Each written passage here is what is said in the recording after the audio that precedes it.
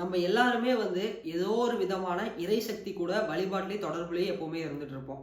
ஆனா நம்ம எந்த விதமான இறை சக்தி கூட ஒரு தொடர்புலயோ ஒரு வழிபாட்டிலேயே இருக்கோம் அப்படிங்கிறத இது வரைக்கும் யோசிச்சிருக்கீங்களா? இப்போ இறைவன் அப்படிங்கிறவர் ஒருத்தர் தாங்க. ஆனா அந்த இறைவனோட அந்த இறை சக்தி, அந்த எனர்ஜி அப்படிங்கிறது பார்த்தீங்கன்னா பல ஃபார்ம்ஸ்ல இங்க மேனிஃபெஸ்ட் ஆயிருக்குது. ஸோ அதுக்குமே பார்த்தீங்க அப்படின்னா ஹைரார்கியா ஒவ்வொரு கேட்டகரி ஆஃப் லெவல்ஸ் இருக்கு. இந்த அளவுக்கு எந்தெந்த லெவல்ல எந்தெந்த எனர்ஜியை ஒரு இறைத்தன்மை நமக்கு கொடுக்கும் அப்படிங்கிறது.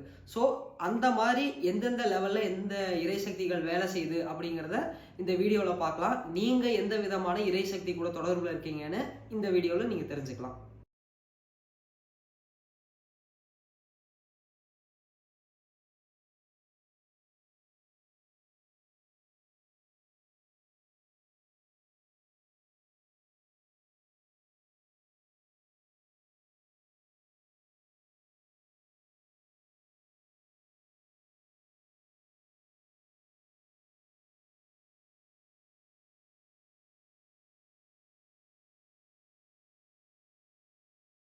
முதல்ல ஆரம்ப நிலையில இருந்து செயல்படக்கூடிய இறை சக்தி எதா இருக்கும் அப்படின்னு பார்த்தீங்கன்னா, நம்ம பார்க்குற இந்த சிறு குறு தெய்வங்கள் தாங்க. நம்மளோட இந்த சிறு குறு தெய்வங்கள், அதுக்குள்ள தான் நம்மளோட குலதெய்வங்கள். முக்கியமா இந்த பலி குடுத்து வழிபாடு செய்யக்கூடிய தெய்வங்கள் எல்லாமே பார்த்தீங்கன்னா, சிறு குறு தெய்வங்கள் கேட்டகரியில வந்துரும். இதுதான் பார்த்தீங்கன்னா முதல் நிலையில வரும். அதே மாரி இந்த இந்த இதெல்லாம் சொல்லுவாங்க இல்லைங்களா? அந்த குட்டி சாத்தான்கள் அப்படின்னு சொல்றதாகட்டும், இல்லன்னா இந்த மோகினிகள், இந்த மாரி விஷயங்கள் எல்லாமே எதுக்கெல்லாம் நம்ம பலி குடுத்து ஒரு செயலை செய்ய வைக்கிறோமோ, அதெல்லாம் முதல் நிலையில வரக்கூடியதா இருக்கும். அதனால தான் வள்ளலார் என்ன சொல்லுவாரு அப்படின்னா சிறு குறு தெய்வ வழிபாடுகளை தவிர்த்துட்டு உயர்ந்த நிலையில இருக்கக்கூடிய தெய்வங்களை வழிபட வேண்டும் அப்படின்னு சொல்லுவாரு. உயர்ந்த நிலையில இருக்க தெய்வம் எது அப்படிங்கிறது இந்த வீடியோ முடியும் போது நான் உங்களுக்கு தெளிவா உங்களுக்கு சொல்றேன். இதுதான் முதல் நிலை. இதுக்கு அடுத்த 2ஆம் கட்ட நிலையா இருக்கிற இந்த இறைசக்தி என்ன அப்படின்னு பார்த்தீங்கன்னா, பஞ்சபூதங்களும் நவகிரகமும். ஆமாங்க. இந்த பஞ்சபூதமும் நவகிரகமும் தான் பார்த்தீங்க அப்படின்னா இதுக்கு அடுத்த கட்டத்துல இருந்து செயல்படக்கூடிய இறைசக்தி. நம்ம சொல்ற இந்த நீர், நிலம், நெருப்பு, காற்று, ஆகாயம்னு சொல்லப்படக்கூடிய இந்த பஞ்சபூதங்களும், இந்த சந்திரன், சூரியன், புதன், செவ்வாய், வியாழன், சுக்கிரன், சனி, ராகு, கேதுன்னு சொல்லப்படக்கூடிய நவகோள்களும் தான் 2ஆம் நிலை இறைசக்தி உள்ள விஷயங்கள். ஸோ இதுங்களோட வேலை என்னவா இருக்கும் அப்படின்னு பார்த்தீங்க அப்படின்னா ஒரு மனுஷனை அதாவது மனிதன்னு சொல்றதை விட எல்லா உயிர்களையுமே ஒரு விதமான ஒரு கட்டுப்பாட்டுக்குள்ள வச்சுக்கிறது, ஒரு இந்த இந்த நேரத்துக்கு இந்த செயலை செய்யணும், அடுத்து இந்த மாதிரி நடக்கும் அப்படிங்கிற விஷயங்களை கட்டமைக்கிறது பார்த்தீங்க அப்படின்னா நவகிரகங்களும் பஞ்சபூதங்களும் தான். இதுக்கு அடுத்த நிலையில இருக்கிறது பார்த்தீங்க அப்படின்னா அங்கதான் இந்த நவக்கோள்களின் அதிதேவதைகள்னு சொல்லப்படுறதாகட்டும், இல்லைன்னா ஒரு உயர்ந்த நிலையான இறைசக்தி கொண்ட தெய்வங்கள் அப்படின்னு நம்ம சொல்லலாம். ஒரு எக்ஸாம்பிளுக்கு சொல்லணும் அப்படின்னா நம்மளோட இந்த சக்தி ரூபங்கள்லாம் சொல்லுவோம் இல்லைங்களா? வாராகி, இந்த லக்ஷ்மி, அப்புறமா இந்திரன், குபேரன், இந்த மாதிரி தேவதைகள், தெய்வங்கள், இந்த மாதிரி யக்ஷரர்கள், இந்த மாதிரி விஷயங்கள் எல்லாமே எங்க வரும் அப்படின்னு பார்த்தீங்கன்னா 3வது நிலை தெய்வங்கள்ல வரும். இப்போ இந்த முதல் 3 நிலைகளுமே பார்த்தீங்க அப்படின்னா இதுங்களுக்கு ஏதாவது ஒரு விஷயம் நீங்க கொடுத்தீங்கன்னா மட்டும்தான் உங்களுக்கு அங்கிருந்து உங்களுக்கு தேவைப்படுற விஷயம் உங்களுக்கு ரிட்டர்னா கிடைக்கும். இப்போ ஃபார் எக்ஸாம்பிள் அது ஒரு மாமிசம் அப்படிங்கிற படையல் வைக்கக்கூடிய தெய்வங்கள் அப்படின்னா அதுக்கு உயிர் பலிகள் கொடுக்கறதாகட்டும், இல்லை அப்படின்னா நீங்கள் ஏதோ ஒரு விதமான பழங்கள் வைக்கிறது, அப்படி இல்லைன்னா ஏதாவது ஒரு விதத்தில் நீங்கள் அந்த ஒரு இறை சக்திக்கு நீங்கள் ஏதோ ஒன்று கொடுத்தீங்கன்னா தான் ரிட்டர்ன் உங்களுக்கு அதுக்கான நீங்கள் நினச்ச வேண்டுதல்களோ, இல்லை நீங்கள் என்ன நினச்சி அங்கே போய் வேண்டீங்களோ அந்த காரியம் இந்த இடத்துல சித்தியாகும். ஏன்னா அதுங்க அந்த மாதிரி தான் வேலை செய்யும். இதில் பார்த்தீங்கன்னா இந்த 3ஆம் நிலையில் இருக்கிற இறை சக்திகள் எப்படி அப்படின்னு பார்த்தீங்கன்னா அதிகமாக போற்றுற மாதிரியே இருக்கும். போற்றிகள் சொல்றது, இல்லை அதை திருப்பி திருப்பி அது கூட வழிபாட்டில் இருக்கிறது, அதை புகழ்ந்து பாடுறது. ஏன்னா இந்த மாதிரி தான் கேட்டகரைஸ் பண்ணியிருப்பாங்க. ஏன் அப்படின்னு பார்த்தீங்கன்னா அந்த இறை சக்திகளுக்கு அந்த மாதிரி ஒரு நிலையில நம்ம வழிபாடுகள் செய்யும் போது மட்டும்தான் அதுங்களுக்கான சக்தி அப்படிங்கிறது அதிகமாக ஏற ஆரம்பிக்கும். இது ஒரு சூட்சமமான ஒரு ரகசிய முறை. அதனால இதுக்குள்ள நம்ம ரொம்ப விரிவாக போகலை இந்த இடத்துல. அதுக்கான அனுமதி இல்லாதனால. இதுக்கு அடுத்த 4ஆம் நிலையில இருக்கிறது யாருன்னு பார்த்தீங்கன்னா வந்து அங்கதான் வந்து நம்மளோட மும்மூர்த்திகள்னு சொல்லப்படுற பிரம்மா, விஷ்ணு, ருத்ரன் ஆகட்டும், நம்மளோட சித்தர்கள், நம்மளோட சித்தர்கள், முனிவர்கள், ரிஷிகள் இவங்கெல்லாம் இருக்காங்க இல்லையா, இவங்க எல்லாருமே பார்த்தீங்கன்னா அடுத்த உயர்ந்த நிலையில இருக்கக்கூடியவங்க. எந்த ஒரு எதிர்பார்ப்பும் இல்லாம நமக்கு வந்து செய்யக்கூடிய, நமக்கு வந்து நம்ம கேட்டதை வந்து நமக்கு வழங்கக்கூடியது. குறிப்பா என்னத்தை கேட்டு வழங்கக்கூடியதுன்னா ஆன்மீகம் சார்ந்த முன்னேற்றங்களை வந்து நமக்கு வந்து கேட்டதோ வழங்கக்கூடியவங்க வந்து இவங்க எல்லாரும் தான். ஸோ இவங்க எல்லாருமே பார்த்தீங்க அப்படின்னா வந்து இந்த 4ஆம் நிலை அப்படின்னு சொல்லக்கூடிய இந்த 4th கேட்டகரியில வந்து இவங்க எல்லாருமே வருவாங்க.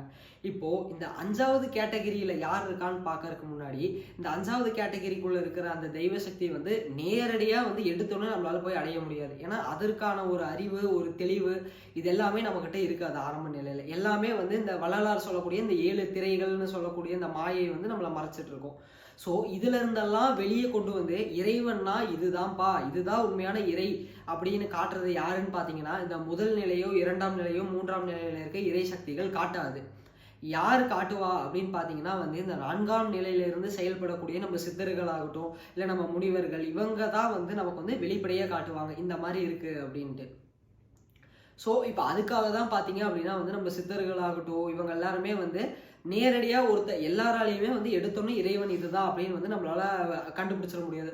ஏன் அப்படி சொல்கிறோம் அப்படின்னு கேட்டிங்கன்னா, இப்போ மாணிக்கவாசகர் இருக்காரு அப்படின்னா மாணிக்கவாசகருக்கு இறைவனே வந்து அவருக்கு வந்து இந்த திருவடி தீட்சை அப்படின்னு சொல்லப்படுற தீட்சை கொடுத்தாருன்னு நம்ம அந்த கதைகளில் கேள்விப்பட்டிருப்போம். இப்போது அவருக்கு நடந்த மாதிரியே எல்லாருக்கும் நடக்கணுமா அப்படின்னா கண்டிப்பாக நிச்சயமாக நடக்காது.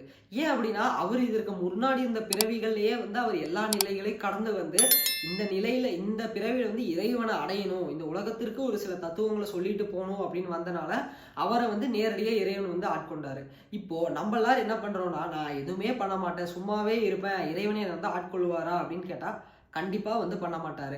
இப்போ அதுக்கான நம்ம ஒரு படி முன்னாடி எடுத்து வச்சாதான் வந்து இறைவன் வந்து நம்மளை நோக்கி வந்து ஒரு சில படிகளை வந்து எடுத்து வைப்பார். அது வரைக்கும் வந்து நீங்க எதுவுமே பண்ணாம இருப்பேன் அப்படின்னா ஒண்ணுமே வந்து இந்த இடத்துல வந்து நிகழாது. அதுக்காக தான் வந்து நம்மளோட சித்தர்கள் என்ன பண்ணியிருக்காங்க அப்படின்னா வந்து அதுக்கான பயிற்சிகளையோ அதுக்கான வழிமுறைகளையும் வந்து நம்ம வள்ளலாராகட்டும், நம்ம புத்தராகட்டும், சித்தர்களாகட்டும் இவங்க எல்லாருமே வந்து இறைவனை கண்டு இதுதான் இறைவன் அப்படின்னு காட்டுறதுக்கான வழிமுறைகளை கொடுத்து இந்த 4ஆவதுல இருந்து 5ஆவது கேட்டகரி கூட்டிட்டு போறதே அவங்க தான். இந்த 5ஆம் நிலையில இருக்கிறது தான் பாத்தீங்கன்னா வந்து உண்மையான இறை தத்துவம், இறைவன் அப்படிங்கிறது. இதுதான் இருக்கிறது இந்த சுப்ரீம் மேனிஃபெஸ்டேஷன் சொல்லப்படுறது. இதுதான் வந்து நம்ம வள்ளலார் வந்து அருட்பெரும் ஜோதி அப்படின்னு சொல்றாரு, சிவம் அப்படின்னு சொல்றாங்க, சுத்த சிவம். இந்த ஏக இறைவன் பரம்பொருள் எல்லா பேர்களையும் அழைக்கப்படக்கூடியது வந்து இந்த இருக்கிறதுலே உயர்ந்த நிலையில இருக்கிற இறை சக்தி தான். இந்த இறை சக்தி கிட்ட வந்து நம்ம வந்து கேட்டா மட்டும்தான் நமக்கு எல்லாமே கிடைக்குமே தவிர இதற்கு கீழே இருக்கிற எந்த ஒரு இறை சக்தியில இருக்கிற மேனிஃபெஸ்டேஷன்ஸ் கேட்டாலும் ஒரு குறிப்பிட்ட சில விஷயங்கள் தான் கிடைக்குமே தவிர நம்மளால எல்லாத்தையுமே வந்து அங்க வந்து வாங்கிட முடியாதுங்கிறத இந்த இடத்துல வந்து நான் பதிவு பண்ண விருப்பப்படுறேன். சரிப்பா இவ்வளோ சொல்ற, ஆனா எல்லாருமே என்ன சொல்றாங்க, இறைவனை அடையணும், இறைவனை பிடிச்சிட்டா போதும் எல்லாமே மாறிடுங்கிறாங்க.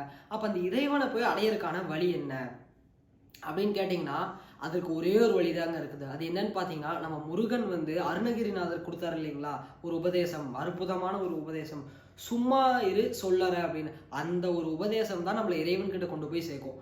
சரி சும்மா இரு அப்படின்னா வந்து என்னது வாய் பேசாம அமைதியா உட்கார்றதா இல்லைன்னா வந்து எண்ணங்களை மட்டும் இல்லாம இருக்கிறதா அப்படின்னு கேட்டிங்கன்னா கிடையாது. அந்த சும்மா இரு சொல்லறனா நம்ம உடம்புல இருக்க 96 தத்துவமுமே வந்து அடங்கி சும்மா இருக்கணும், எதுவுமே பேசாம. அதை பேசாம அப்படின்னா வந்து வெறும் வாயில பேசுறது மட்டும் பேசுறது இல்லை. இப்ப நமக்கு வயிறு அப்படிங்கிறது ஒண்ணு இருக்குன்னு வச்சுக்கோங்களேன். இந்த வயிறு வந்து எப்படி பேசுதுன்னு நம்ம தெரிஞ்சுக்கலாம். அது வந்து பசிக்குது இல்லை வந்து நம்ம சாப்பிட்ட உணவு செரிக்கல அப்படின்னா அது ஒரு விதமான ரியாக்ஷன்ஸ் கொடுப்போம். அப்ப அதுக்கு பேர் என்ன சொல்லலாம் அப்படின்னு பாத்தீங்கன்னா இப்போ வந்து வயிறு பேசுது அப்படிங்கிறது அர்த்தம். வயிறு வந்து சில விஷயங்கள் சொல்ல வருதுன்னு. இப்போ நமக்கு திடீர்னு வந்து நமக்கு கண்ணு வந்து நம்ம கிட்ட எப்படி பேசுவோம் அப்படின்னா வந்து அது வந்து நம்மளால வந்து அது வந்து நம்ம கிட்ட பேச முடியாது. ஸோ அது என்ன பண்ணா அது சில செய்கைகள் வந்து நம்ம கொடுக்கும். இப்போ கண் எரிச்சல் ஆகட்டும் இல்லை கண்ணுல இருந்து தண்ணி வருது, இப்போ அந்த மாதிரி நம்ம தெரிஞ்சுக்கலாம் ஓகே கண்ணில் ஏதோ பிரச்சனை இருக்குன்னு. ஸோ இந்த மாதிரி இந்த 96 தத்துவங்களுமே பார்த்தீங்க அப்படின்னா வந்து ஏதாவது வந்து நமக்கு வந்து ஒரு இண்டிகேஷன் கொடுத்துக்கிட்டே தான் இருக்கும் ஒவ்வொரு செகண்டுமே. இது எல்லாமே ஆஃப் ஆகி நின்னாதான் அதுக்கு பேர் தான் சும்மா இரு சொல்லற அப்படிங்கிறது. அந்த ஒரு நிலை வரைக்கும் நம்ம என்ன பண்ணோம்னா கொஞ்சம் பின்னாடி போய் பார்த்தோம்னா அதுக்கு தான் வந்து என்ன பண்ணியிருக்காங்க அப்படின்னா வந்து எத்தனையோ யோக மார்க்கங்கள் இருக்கு, எத்தனையோ பயிற்சிகள் இருக்குது, என்னென்னமோ இருக்குது, எக்கச்சக்கமா இருக்குது இந்த பூமியில. ஆனா இது எல்லாத்துக்குமே வந்து ஆதியா இருந்து ஆதி வேறா இருக்கிறது எதுன்னு தெரியுங்களா? நம்மளோட முருகன் கொடுத்த முருகனோட யோக கலை தான். இந்த ஒரு விஷயம் செய்யும்போது தான் என்னாகும் அப்படின்னா வந்து நமக்கு வந்து உடனடியாக வந்து எல்லாமே வந்து நம்மளோட கட்டுப்பாட்டுக்குள்ளே வர ஆரம்பிக்கும். இந்த 96 தத்துவங்களுமே வந்து கொஞ்சம் கொஞ்சமாக ஒடுங்க ஆரம்பிக்கும். இப்போ எல்லாருமே வந்து இப்போ என்ன நினச்சிக்கிறாங்க இந்த இடத்துல அப்படின்னா, முருகன் அப்படின்னா வந்து ஒரு ஒரு தெய்வ தத்துவம், ஒரு புராணத்தில் சொல்லக்கூடிய தத்துவம்னு நினச்சிக்கிறாங்க. அது வந்து புராணங்களில் சொல்லக்கூடிய தத்துவம் அப்படிங்கிறது அது ஒரு பக்கம் இருக்கிறது வந்து வேற. ஆனால் இந்த முருகன் அப்படிங்கிற இந்த சுப்பிரமணியர் வந்து அவர் வந்து ஒரு சித்த நிலையிலிருந்து எப்படி இறைத்தன்மையை போய் அடைஞ்சாரு அப்படின்னு சொல்லப்படுறத வந்து அவர் வந்து எப்படி நான் போய் அடைஞ்சேன் அப்படிங்கிறதுக்கான வழிகளையும் அந்த மார்க்கங்களையும் தான் வந்து அவர் வந்து இந்த இடத்துல கொடுத்துட்டு போயிருக்காருங்கிறது தெரிஞ்சுக்கணும். நம்மளுடைய சிவனும் முருகனும் வந்து ஆதி சித்தனா இருந்தவங்க. அவங்க தான் வந்து முதல்ல வந்து சித்த நிலையிலேருந்து இறைநிலையை அடைஞ்சாங்க. அதுக்கப்புறம் அவங்க கிட்ட இருந்து வழியா வந்தது தான் இந்த யோக பயிற்சிகள் அத்தனையுமே.